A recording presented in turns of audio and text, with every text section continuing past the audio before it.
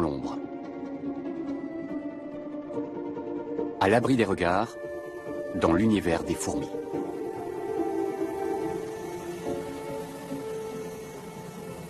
Ici, on se livre une lutte sans répit pour le territoire et la nourriture.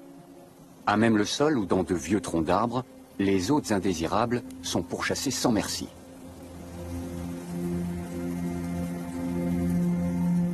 Comme cette minuscule fourmi. La fourmi d'Argentine mesure tout juste 2 mm. À côté d'elle, la fourmi noire locale fait figure de géante.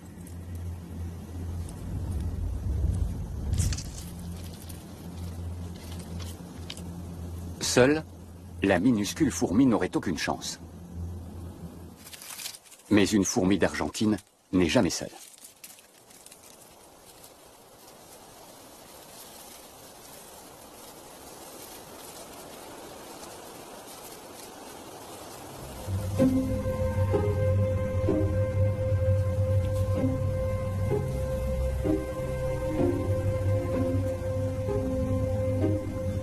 Quand un commando de fourmis d'Argentine passe à l'attaque, le vainqueur n'est pas celui qu'on croit.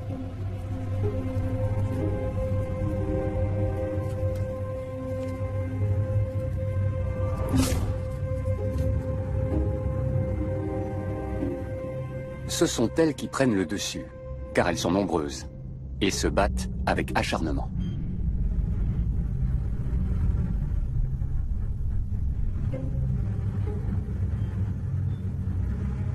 Entre la géante et les lilliputiennes, les rapports de force se sont inversés.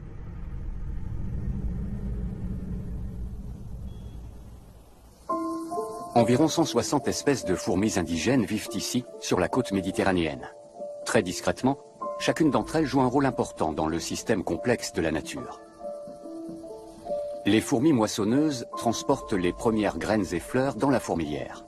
Elles remplissent les réserves de nourriture de la colonie. Chez les fourmis, le travail de chaque individu est entièrement voué à l'intérêt de sa colonie. Les ouvrières assurent toutes les tâches. Recherche de nourriture, lutte contre les agresseurs, soins aux œufs et aux larves. Les mâles jouent un rôle éphémère, le temps d'engendrer la prochaine génération.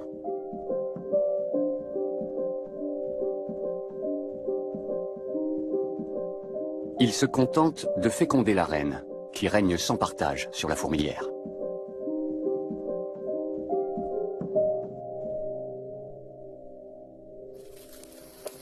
Après les rigueurs de l'hiver, les moissonneuses travaillent dur.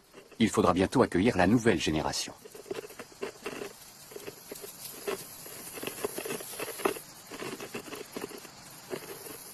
Mais le calme apparent est trompeur. Dans toute l'Europe, des scientifiques ont l'œil rivé sur les fourmis. Ils sont inquiets. Les espèces indigènes sont menacées par l'invasion des fourmis d'Argentine.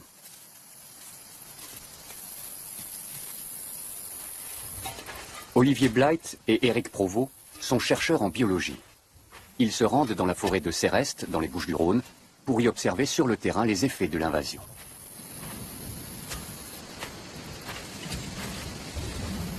J'ai grandi avec les fourmis d'Argentine. Dans un endroit comme ça, avec le niveau d'invasion et d'infestation, c'est trop tard pour pouvoir éradiquer la fourmi d'Argentine. Il faudrait pouvoir détecter une introduction récente et à ce moment-là, on pourrait éventuellement mettre en place un plan d'éradication. Mais une fois qu'elle est installée, c'est utopique de penser qu'on pourrait l'éradiquer.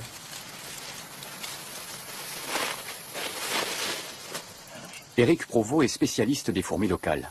Il assiste à la diminution constante de leur population, victime de l'expansion des fourmis d'Argentine. Dans certains secteurs, celles-ci ont déjà complètement éliminé leurs concurrentes indigènes. J'ai passé ma vie à étudier les fourmis et c'est vraiment... je suis très attristé de voir cet état de fait, mais j'arrive pas à aimer les fourmis d'Argentine. Ça doit être des fourmis, elles n'ont pas à être ici, quoi.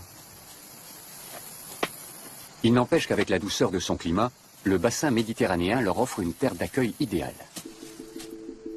Cette espèce est originaire d'Amérique du Sud, plus précisément d'Argentine. Au début du siècle dernier, de nombreuses fourmis traversent l'Atlantique à bord de navires de commerce. Elles voyagent cachées au milieu des feuilles de palmier et des sacs de café transportés par milliers d'Amérique du Sud vers l'Europe.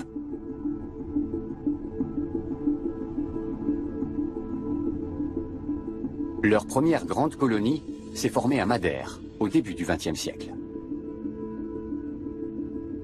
Puis elles ont gagné le continent européen. Personne ne sait précisément où, mais une chose est claire, c'est l'homme qui les a introduites en Europe via les grands ports.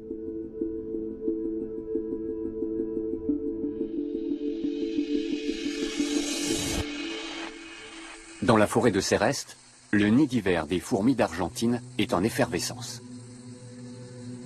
De petits groupes essaiment dans plusieurs directions. Comme tous les ans, ils vont étendre leur territoire et donc bâtir de nouveaux nids, conquérir de nouvelles sources de nourriture et éliminer leurs concurrents. Les fourmis vivent dans un monde d'odeurs. Elles communiquent par signaux chimiques et suivent des traces invisibles à l'œil. Leur nouveau nid ne se trouve qu'à quelques mètres du nid d'origine, mais à leur échelle, c'est l'équivalent de plusieurs kilomètres.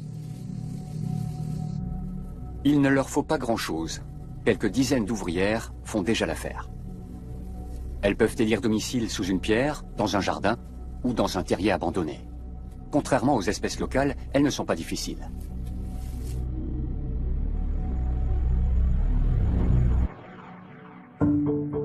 Cette reine ne sera pas la seule à régner sur la fourmilière. Ce qui serait impossible chez des fourmis indigènes est la norme chez les fourmis d'Argentine. Chaque nid a plusieurs reines.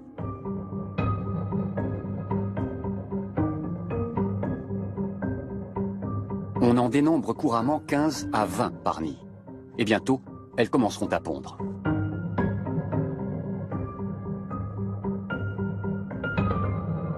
Les biologistes doivent comprendre les stratégies des envahisseuses pour trouver un moyen d'enrayer leur progression. Ils cherchent des nids qu'ils pourront étudier en laboratoire. T'as regardé sous les deux pierres là? Non. Tout ça là? Non. On va regarder. Comprendre comment les fourmis se répartissent sur une surface de la taille d'un terrain de football n'est pas chose facile. Ah ouais, ben là t'en as un là. Qui va avec qui? Quels sont les nouveaux nids? Et à quel stade en sont-ils? Il y a du couvain, des rennes là. Une reine ici. Il n'est pas très gros mais ça peut suffire là déjà, non? Olivier Blight est un intrus, il se fait immédiatement attaquer. Pour notre test d'agressivité, elle est là la reine. Là. La coexistence de nombreuses reines dans chaque nid est l'une des stratégies de l'espèce pour s'imposer.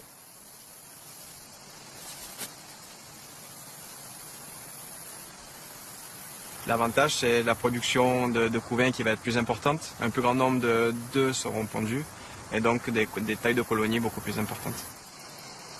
Voilà une reine. Elle se promène à l'air libre. Chez les fourmis indigènes, quand la reine quitte la fourmilière, la colonie meurt. Mais chez les fourmis d'Argentine, elle n'est qu'une femelle reproductrice parmi d'autres. Elle n'a rien d'irremplaçable. Olivier Blight emporte des échantillons au laboratoire. Il veut tester l'agressivité des nids de fourmis d'Argentine entre eux.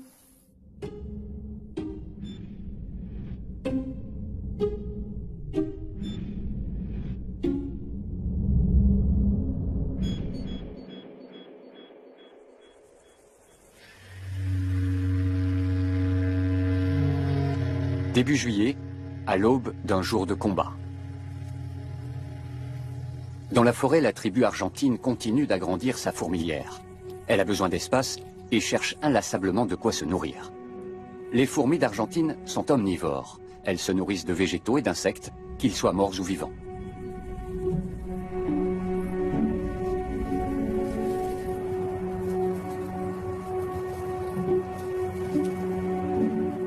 Mais les ressources disponibles dans les parages ne suffisent plus.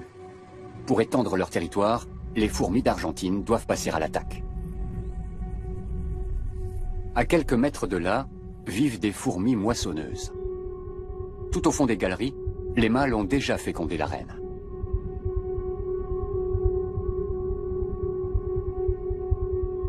Les ouvrières qui s'affairent en surface sont les premières à repérer les intrus. Elles émettent alors des signaux chimiques pour donner l'alarme au plus profond de la forteresse.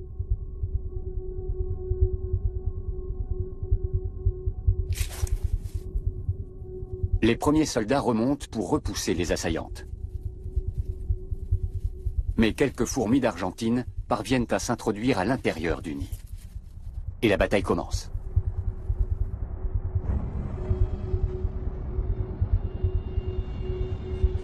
Les unes font le guet, les autres passent à l'attaque.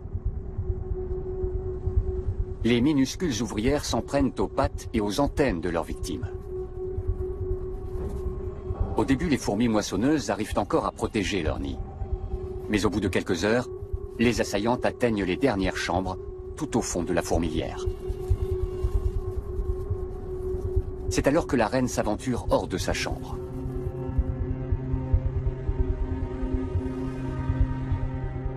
Mais la reine ne sait pas se battre. Elle est immédiatement attaquée. Des ouvrières argentines s'agrippent à ses pattes.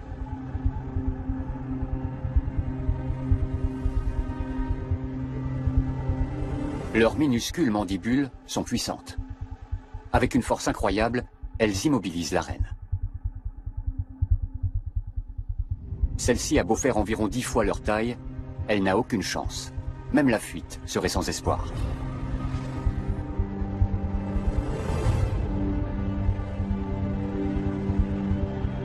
Au terme d'un combat de plusieurs heures, les fourmis d'Argentine privent la colonie de son élément le plus précieux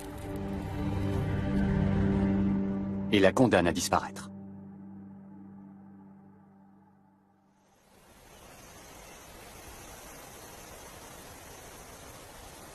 De retour au laboratoire, Olivier Blythe veut étudier scientifiquement les guerres entre fourmis.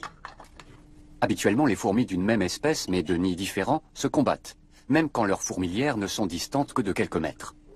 Le chercheur met en concurrence des fourmis d'Argentine prélevées en divers endroits de la côte méditerranéenne, toujours à 100 contre 100. L'un de ces deux nids vient de France, l'autre d'Espagne. En principe, ces fourmis devraient s'affronter jusqu'à la mort.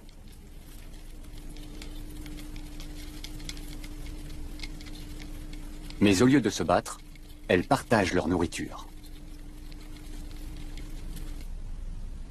C'est grâce aux informations transmises par leurs antennes, leurs principaux organes sensoriels, qu'elles décident avec qui elles acceptent de partager.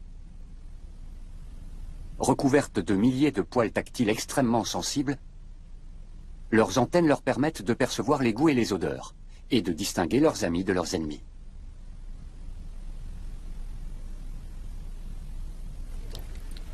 Olivier Blythe constate certes de légères différences comportementales, mais la plupart des fourmis d'Argentine coopèrent au lieu de se battre, comme si elles appartenaient toutes à une seule super colonie. Le chercheur procède à des centaines d'expériences. C'est assez difficile, parce que c'est assez fatigant de compter 200 ouvrières et de les mettre dans les boîtes, regarder le comportement après. Donc à la fin de la journée, quand je ferme les yeux, je vois des fourmis qui passent. Et voilà, ces fourmis, Marseille, c'est Reste et les deux Espagnols. Logiquement, elles devraient donc se livrer à un combat à mort. Pour comprendre pourquoi ce n'est pas le cas, les chercheurs analysent l'odeur des fourmis. Chez tous les membres d'une colonie, le même mélange de molécules, mais dans des proportions différentes, constitue une carte d'identité olfactive commune. Ce parfum réparti sur tout le corps est aussi unique qu'une empreinte digitale et leur permet de se reconnaître. Le cocktail chimique est isolé à l'aide d'une solution, puis analysé. Le résultat est surprenant. La supercolonie principale est immense.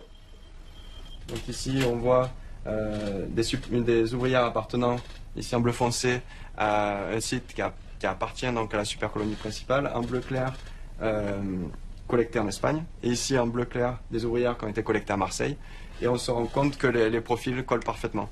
Il y a quelques différences ici, par exemple, mais c'est des différences quantitatives et qui ne déclenchent pas d'agressivité.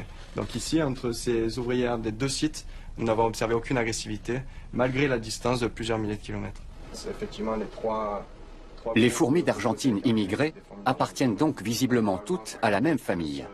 Elles coopèrent bien au-delà des frontières de leur colonie locale.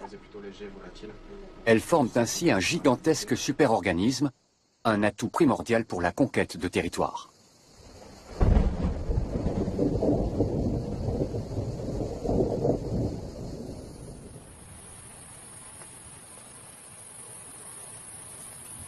Dans la chaleur estivale, l'eau est une denrée rare et précieuse. Pas une goutte ne se perd.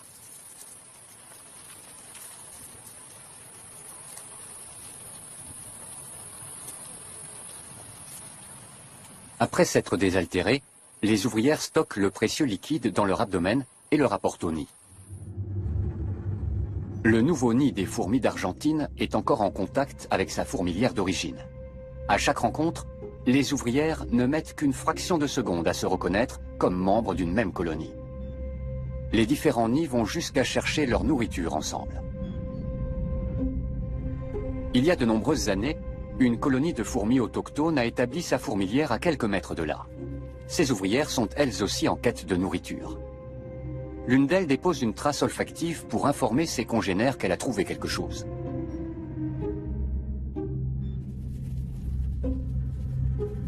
Mais en regagnant le nid, elle s'aventure malencontreusement sur la piste des fourmis d'Argentine.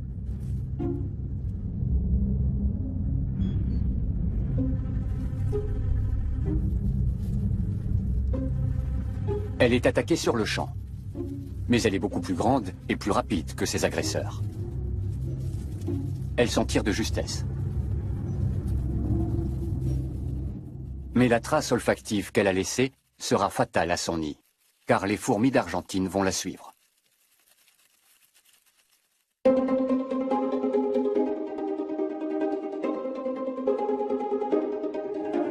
Leur attaque est rapide et précise. Chez toutes les fourmis, les antennes et les pattes sont les membres les plus importants, et donc les premières cibles de l'assaut.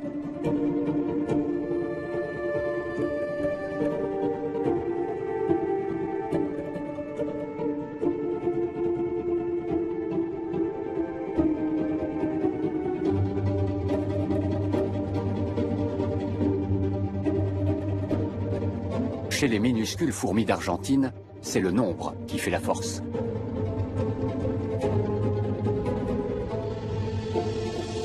La coopération de plusieurs nids leur permet de passer en quelques minutes d'un petit nombre d'individus à des centaines, puis à des centaines de milliers. Chaque fourmi autochtone est bientôt totalement recouverte de fourmis d'Argentine. C'est la débâcle.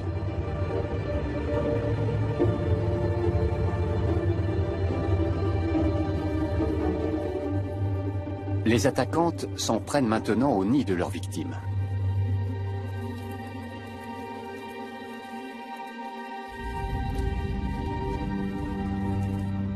Et elles réussissent à s'emparer de la reine, le bien le plus précieux de la communauté. Quand la reine meurt, c'est la colonie entière qui disparaît avec elle.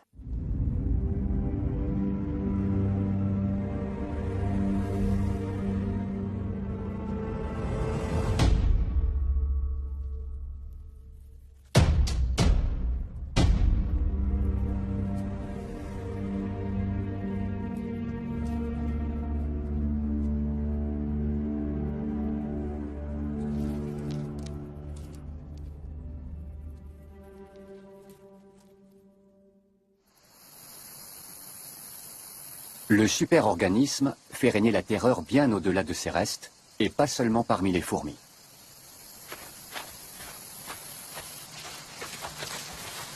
Les fourmis d'Argentine constituent vraiment un problème énorme, notamment en ce qui concerne la biodiversité, puisque, bon, comme toute espèce invasive, elle a des impacts considérables sur la faune, donc sur tous les insectes, qu'ils soient fourmis ou autres, tous les insectes rampants en général, et ça bouleverse le fonctionnement des écosystèmes.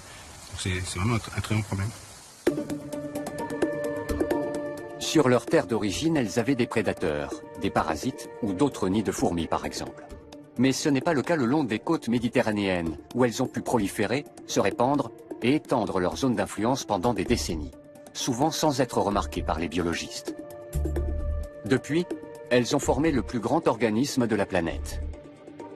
Il s'étend sur plusieurs milliers de kilomètres, du Portugal à l'Italie, en passant par la France et l'Espagne. Elles sont actuellement en train de conquérir les Baléares, la Corse et la Sardaigne. Le parc national de Doñana, sur la côte d'Andalousie, n'est pas épargné. L'écosystème y est très menacé par endroits.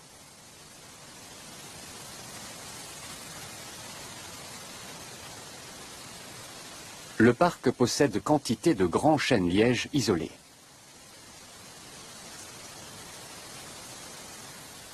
Les fourmis d'Argentine supportent mal la chaleur et la sécheresse qui règnent dans le parc. Mais l'humidité permanente qu'on trouve à l'ombre des chênes-lièges leur est propice.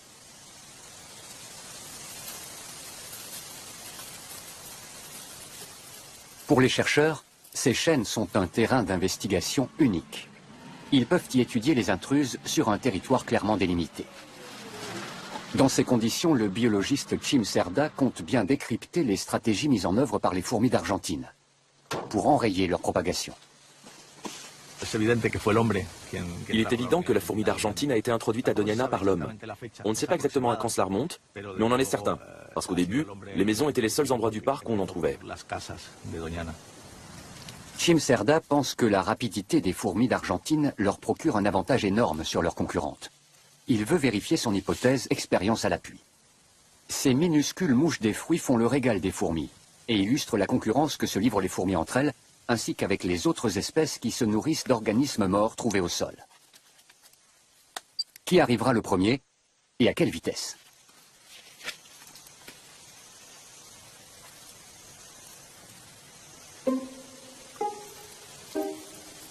Au premier essai, c'est une fourmi d'Argentine. Le chercheur relève aussi la température à la surface de la cuillère. Chim Cerda va répéter l'expérience sous plusieurs dizaines d'arbres et à différents moments de la journée.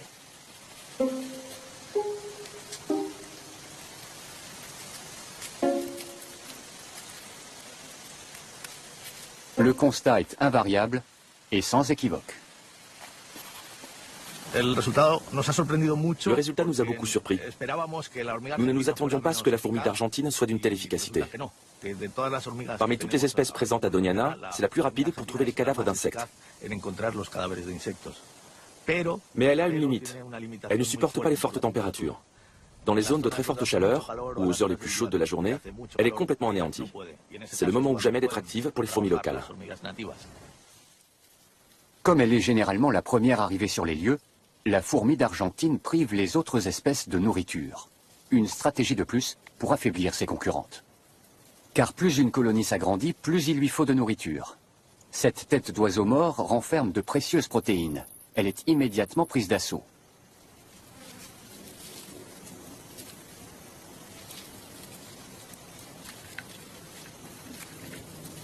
Les fourmis d'Argentine ne sont pas seules à vouloir faire bombance.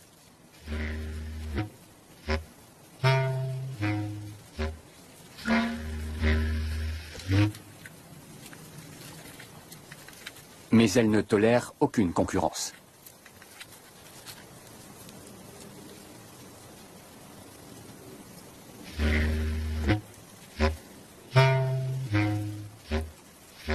La carapace de ce coléoptère est trop dure. Elles ne peuvent le tuer. Mais des morsures dans les antennes, les pattes et les articulations suffisent à le faire déguerpir dardard.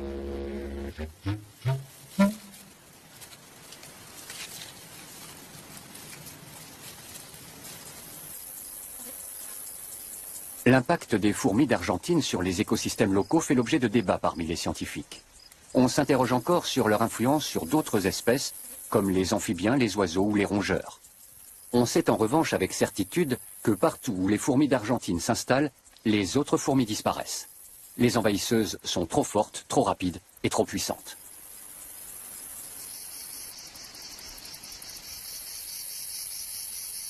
Dans la forêt de Céreste, le nouveau nid est déjà terminé. Les fourmis ont creusé des galeries sous une pierre. Le nid est petit et construit à l'économie. Il ne possède pas de chambre et descend à moins de 50 cm du sol. La colonie peut donc se déplacer à tout moment. Contrairement aux espèces autochtones, les fourmis d'Argentine sont flexibles et mobiles.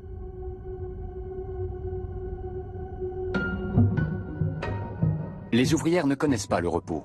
La plupart d'entre elles passent leur vie à chercher de la nourriture. Un sureau proche de leur nid leur offre une nourriture abondante. Outre ces fruits sucrés, ils recèlent une autre richesse.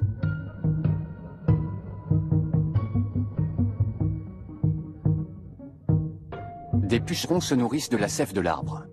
Ces insectes ne sont pas attaqués par les fourmis, bien au contraire. Car ils leur fournissent un mets de choix, un liquide énergétique et sucré, le miela. Les fourmis en raffolent.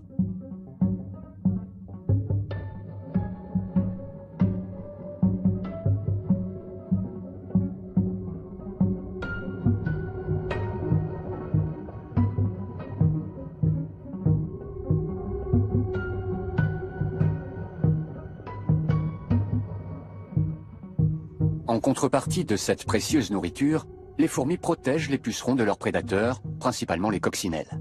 Un échange de bons procédés au détriment de la plante. L'abdomen bien rempli, les ouvrières retournent au nid.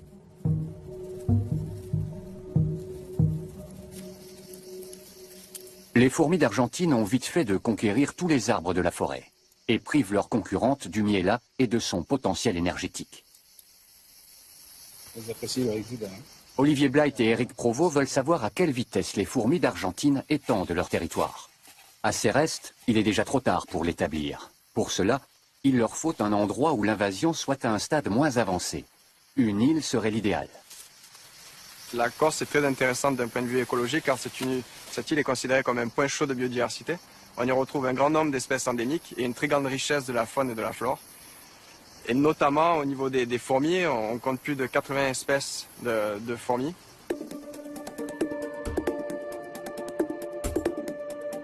Comme un siècle plus tôt sur le continent, les fourmis d'Argentine sont arrivées en Corse via l'homme.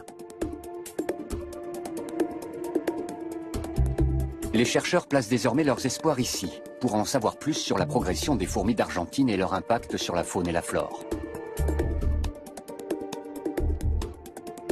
Elles se sont déjà appropriées une bonne partie des grands arbres.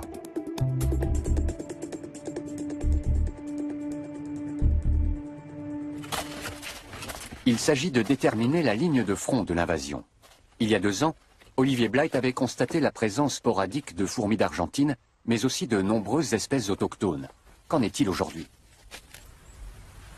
On donne du miel pour les fourmis qui ont un régime alimentaire omnivore, mais avec préférence pour les substances sucrées, comme les fourmis d'Argentine. On donne également du thon pour les espèces omnivores, mais avec préférence pour les viandes. Et enfin, on donne du biscuit pour les espèces granivores. Il y a de quoi attirer toutes les espèces présentes sur l'île. Comme prévu, les fourmis d'Argentine arrivent en tête. Elles se ruent sur le miel, qui renferme des trésors d'énergie. Les chercheurs attendent l'arrivée d'autres espèces de fourmis, plus lentes. En vain. Et les envahisseuses boivent même l'huile du thon.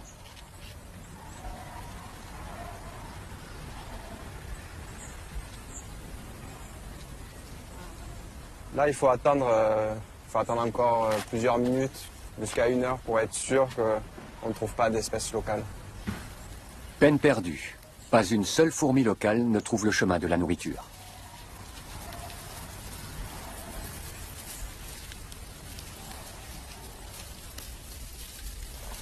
Environ 1 kilomètre plus loin, Olivier Blight trouve ce qu'il a désespérément cherché sur le continent.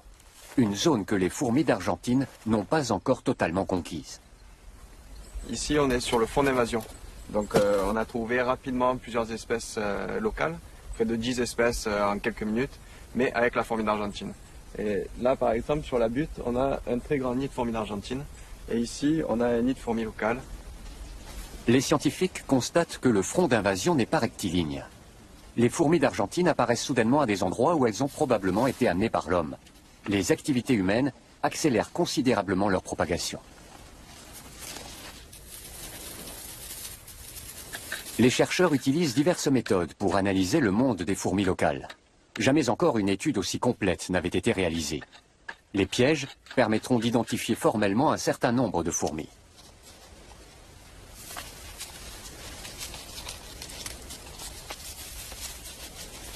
De la localisation des différentes espèces de fourmis à la réaction des fourmis locales face aux envahisseuses, en passant par leur influence sur la biodiversité, les questions sont multiples. Les biologistes fouillent également le terrain et font une trouvaille très intéressante. Ah, une tapinoma. Ah oui? Ouais. Ah c'est bon. Tu la prends, hein? Ouais, je la prends. Les fourmis collectées dans le tube témoignent d'un rude combat territorial entre colonies. Elles ont une particularité.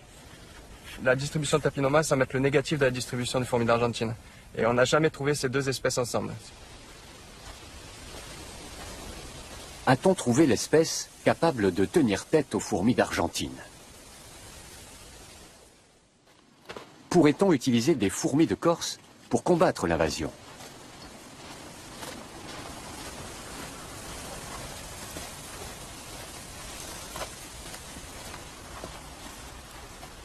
L'inventaire prend plusieurs mois. 1, 2, 3, 4. C'est vraiment marquant la différence qu'on peut avoir de chaque côté. À droite de l'étang de Biguglia, uniquement des fourmis d'Argentine. Et ici à gauche, donc uniquement des fourmis locales. Les travaux des chercheurs le montrent, la Tapinoma est réellement capable de résister aux fourmis d'Argentine. Mais elle n'est pas assez forte pour les chasser des territoires où elles se sont déjà établies.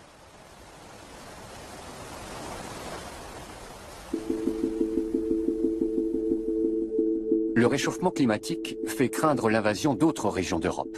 Car si les hivers se font plus doux, les fourmis d'Argentine pourraient survivre dans des zones plus septentrionales.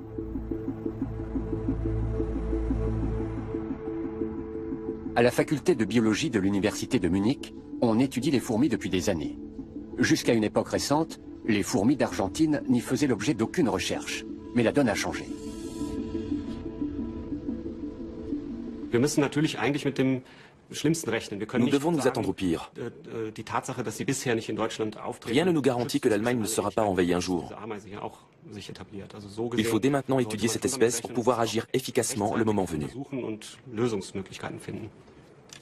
Dans cette optique, les scientifiques analysent le langage des fourmis. Ils relient un nid artificiel à un emplacement où se trouve du miel. Les fourmis ne mettent que quelques minutes à le découvrir et déposent des phéromones au passage, pour marquer d'une trace olfactive le chemin le plus court.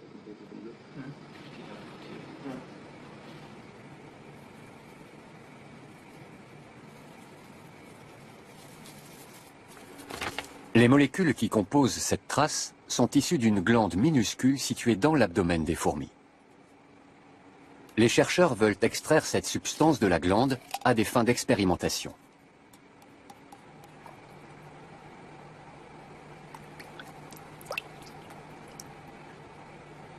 Pour prélever la glande en question, qui ne mesure que quelques centièmes de millimètre, il faut s'armer de calme et de patience. Mais on peut y arriver.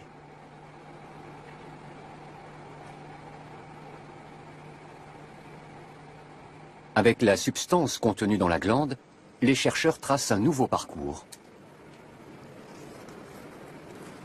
Ils le relient au reste du dispositif.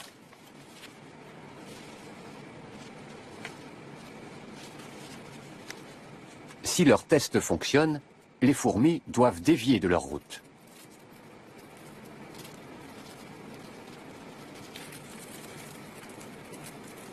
Et c'est bien ce qu'elles font.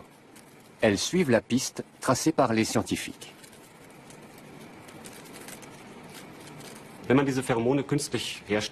Si l'on synthétisait ces phéromones et qu'on les diffusait dans la nature, on pourrait perturber la communication au sein de la colonie en déréglant tellement le comportement des fourmis qu'elles seraient incapables d'approvisionner normalement leur nid. À la longue, les populations arrêteraient d'augmenter et dans l'idéal, elles diminueraient fortement. Cela pourrait être un moyen d'endiguer l'invasion. Mais pour l'instant, cette expérience n'a été réalisée qu'en laboratoire. On ne sait pas si elle fonctionnerait à grande échelle dans la nature. À ces restes, c'est la fin de l'été. Dans le nid des fourmis d'Argentine, la génération suivante se prépare. Les œufs et les larves sont constamment déplacés. Le nid est perpétuellement en mouvement. Les fourmis d'Argentine sont génétiquement programmées pour bouger en permanence. Ce qui les rend toujours prêtes à réagir en cas d'imprévu.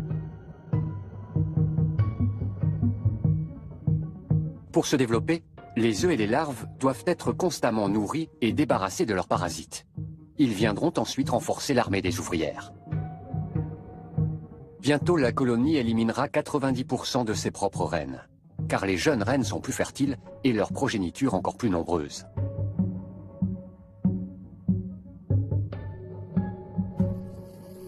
Quelle influence a la guerre des fourmis sur les organismes situés plus haut dans la chaîne alimentaire?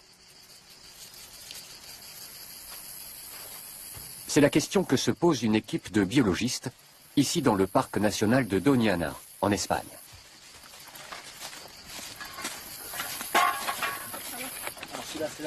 Ils espèrent que les vieux chênes-lièges pourront leur fournir la réponse.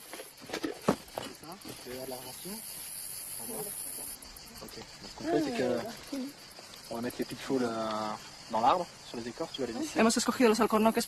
Nous avons choisi les chênes-lièges parce qu'à Doñana, il n'y a presque que du maquis et que les chênes-lièges y forment des sortes d'îlots, de petits écosystèmes clos. Nous avons donc sélectionné 10 chênes-lièges que les fourmis d'Argentine n'ont pas encore atteints et 10 autres qui sont déjà infestés. Les chercheurs doivent d'abord déterminer quelles espèces vivent dans ces écosystèmes clairement délimités, qu'il s'agisse d'insectes, d'amphibiens ou de mammifères.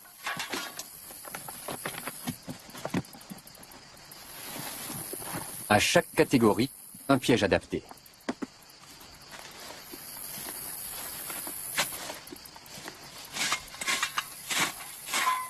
Le chêne-liège est entouré d'une clôture. Les pièges à insectes sont remplis d'eau savonneuse.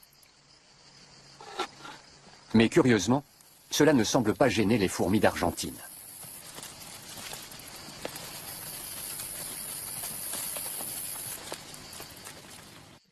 Pendant plusieurs années, les chercheurs ont observé les chênes-lièges et noté scrupuleusement le nom de chaque animal qu'ils y trouvaient.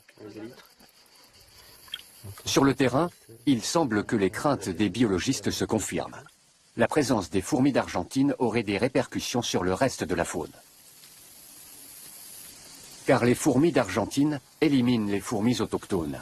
Mais surtout, elles constituent une masse totale bien plus importante.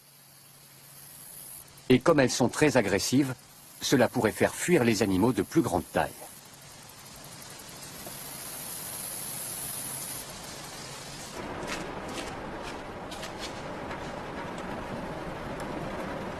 Les échantillons prélevés par l'équipe de chercheurs sont stockés au sous-sol de la faculté de biologie de l'Université de Séville. On y trouve des spécimens de la plupart des occupants des chênes-lièges. Leur approvisionnement en nourriture dépend de cet écosystème dont l'équilibre est modifié par les fourmis d'Argentine.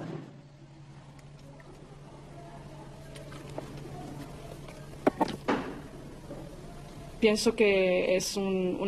constitue une menace importante pour les autres communautés de fourmis qui vivent autour des chênes-lièges. Elles les anéantissent en totalité. Et nous avons aussi constaté des effets plus ou moins négatifs à d'autres niveaux de l'écosystème. Certaines espèces ont déserté les chênes-lièges colonisés par les fourmis d'Argentine, où ils sont devenus plus rares. Mener une analyse complète d'un écosystème est un défi gigantesque, mais offre de nouvelles possibilités. C'est vraiment une phase très intéressante parce qu'on peut voir directement l'impact de chacune des espèces. Et c'est un peu l'objectif de l'expérience, de voir à chaque estomac qu'on ouvre, on se pose la question à savoir est-ce qu'il va y avoir des fourmis, est-ce qu'il ne va pas y en avoir, parce que c'est des choses qui sont difficiles à voir directement sur le terrain. Et là, en ouvrant les estomacs, on peut tout de suite observer ce qui se passe et comprendre la chaîne alimentaire sous ces arbres. Alors le poids, 5 grammes. Les chercheurs ont déjà identifié des changements chez les amphibiens. Par exemple, chez le crapaud calamite, grand consommateur de fourmis d'Argentine. Comme celles-ci sont très abondantes, la population de crapauds augmente. En revanche, des espèces qui se nourrissaient d'autres fourmis désertent cet écosystème où elles n'ont plus rien à manger.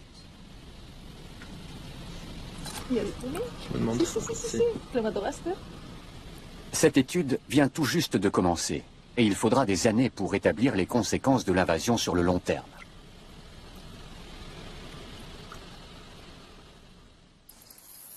C'est l'automne dans la forêt de Céreste. Chez les fourmis d'Argentine, la nouvelle génération doit apprendre à se battre. La fourmilière est sur le pied de guerre, la lutte pour le territoire continue. La dernière victime de l'année sera une colonie de fourmis noires des bois. Elles sont plusieurs milliers à vivre dans ce tronc d'arbre. Les fourmis noires sentent le danger, même si l'avant-garde ennemie est encore très discrète.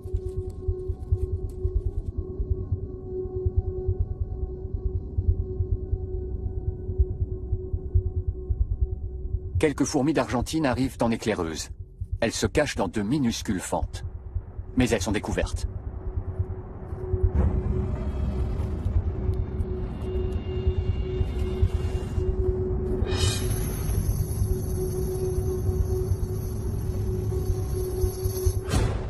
Les fourmis des bois sont des combattantes redoutables. Et leur taille imposante peut leur donner l'avantage.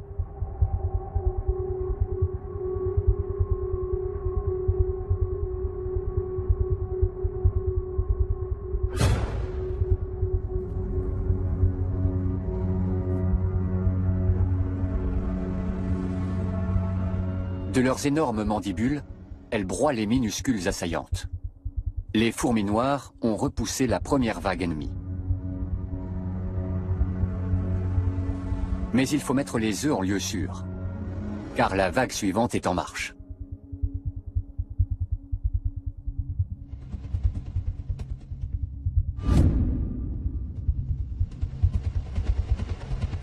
Et cette fois, elles viennent en nombre.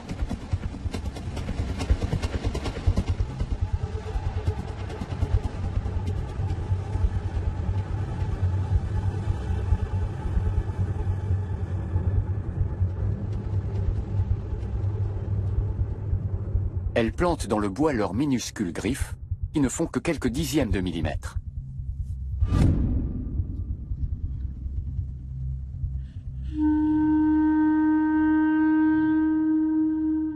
Malgré leur force supérieure, les fourmis noires ne parviennent pas à leur faire lâcher prise. Sur le tronc comme au sol, les environs de la colonie se transforment en champ de bataille.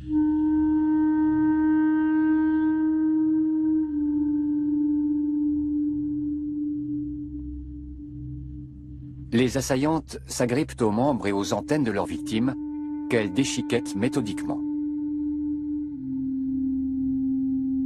Privées de leurs principaux organes sensoriels, les géantes n'ont plus aucune chance.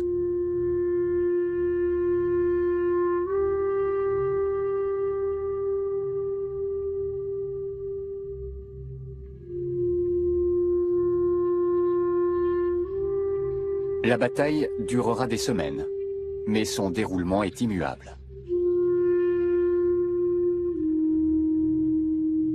Les fourmis d'Argentine continueront de se battre jusqu'à ce que mort s'en suive s'il le faut.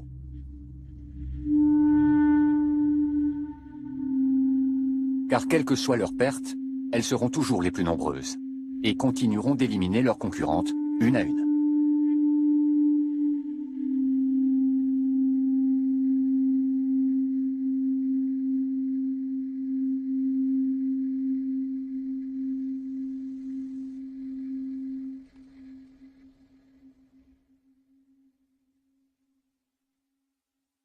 Une année guerrière s'achève, d'autres suivront. Bientôt, de nouveaux groupes partiront fonder d'autres nids. Les nids formeront des réseaux. Ils coopéreront et continueront de croître. Dans leurs expéditions guerrières, ils anéantiront les espèces locales, du couvain aux ouvrières et aux reines. Et l'homme n'a pas encore trouvé le moyen de les contrer.